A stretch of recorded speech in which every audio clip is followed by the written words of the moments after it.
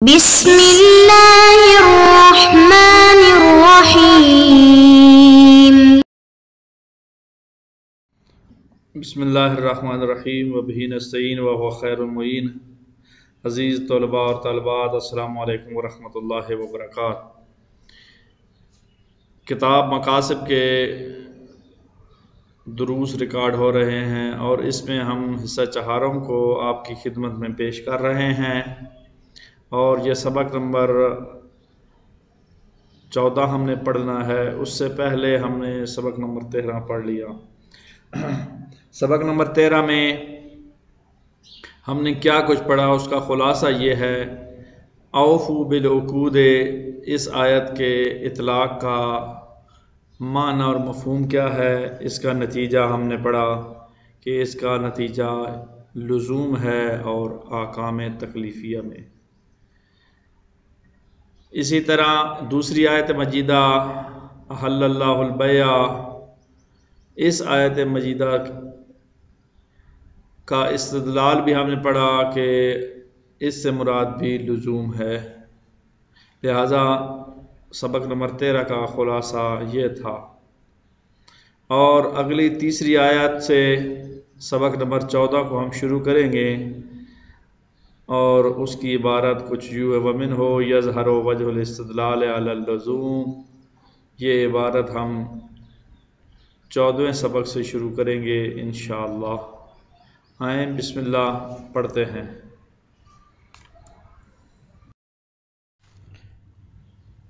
وَمِنْهُ يَظْهَرُ وَجْهُ الِاسْتِدْلَالِ، اور سب سے پہلے اس عبارت کا میں مفہوم بیان کر دوں۔ یہاں ہم استدلال کر رہے تھے آیات کے ذریعے، اور آیات میں سے پہلی آیت جو اوفوا بالعقود تھا، اس کے ذریعے ہم نے استدلال کو تفصیل سے مکمل کیا اور نتیجہ لیا کہ لزوم ثابت ہے۔ دوسری آیت احل اللہ البیع، یہ آیت مجیدہ تھی، اس سے ثابت کیا کہ البیع فی اللزوم، کہ بیع میں اصل جو ہے وہ لزوم ہے۔ اور تیسری جو ہے وہ آیت مجیدہ یہ ہے: یا ایھا الذین آمنوا لا تأکلوا اموالکم بینکم بالباطل الا ان تکون تجارۃ عن تراض منکم۔ سورہ نساء کی آیت نمبر 29 ہے۔ ایک بات ہو گئی اس عبارت میں کہ یہ آیت مجیدہ ہے، جس کا ترجمہ کچھ یوں ہے کہ اے ایمان والو، تم اپنے اموال کو باطل کے ذریعے نہ کھاؤ بلکہ تجارت کے ذریعے کھاؤ، یعنی تجارت کر کے جو ہے وہ حلال ہے، آپ کے لیے کھانا جائز ہے۔ تو یہ آیت مجیدہ ایک چیز، اور وجہ استدلال جو ہے اس کا اطلاق ہے کہ ہر چیز جو ہے وہ نہیں کھانی چاہیے، باطل ہے اس کا کھانا، اور لا تأکلوا کا جو حکم ہے وہ اس پر ہے، مگر جو تجارت کے ذریعے جو ہے وہ اب سبب حلیت جو ہے وہ تجارت ہے، اور تصرف کا سبب جو ہے وہ حلیت ہے، اور تب کھائے گئے مال جب وہ تجارت ہو۔ پس اس آیت کے اطلاق سے کہ یہ تصرف مطلقاً حلال ہے تجارت کے ساتھ، حتیٰ کہ ان دو بائع اور مشتری میں سے کوئی ایک فسخ بھی کر دے تب بھی حلال ہے کھانا، دوسرا اس پہ راضی نہ ہو۔